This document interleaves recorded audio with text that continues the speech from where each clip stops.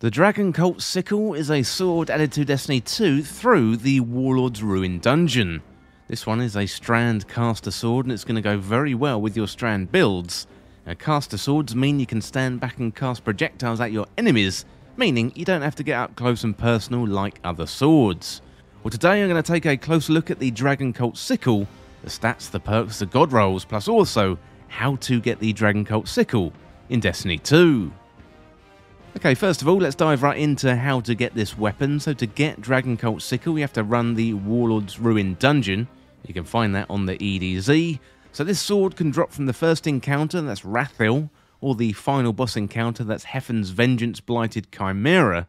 And the best and easiest way to get this sword is to farm the first encounter. It's nice and easy to get to, and the encounter can be done very, very quickly.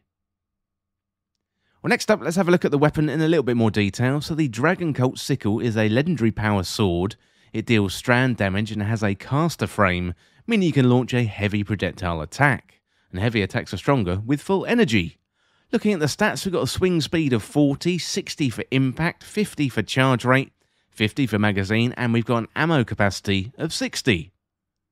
This one has the origin trait called Sundering, and that means destroying vehicles and constructs, grants the weapon bonus reload speed and charge rate, and constructs include barricades, turrets, stasis crystals, and also other objects created in the field. Well, next up, let's have a look at the god roll guide for the Dragoncult Sickle. So for PvE, Honed Edge, Swordmaster's Guard, Tireless Blade, and Surrounded would be very good. Honed Edge is where you increase the sword damage, and Swordmaster's Guard, that is where Sword Guard has low overall defences, but increases the charge rate.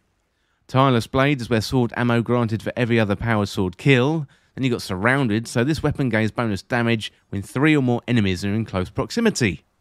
For PvP, on the other hand, Honed Edge, Burst Guard, Tireless Blade, and On Guard would be good. So we've talked about Honed Edge and Tireless Blade, but Burst Guard is where Sword Guard has high resistance but low endurance. Then you got On Guard, so quick attacks immediately after swapping to the sword do additional damage.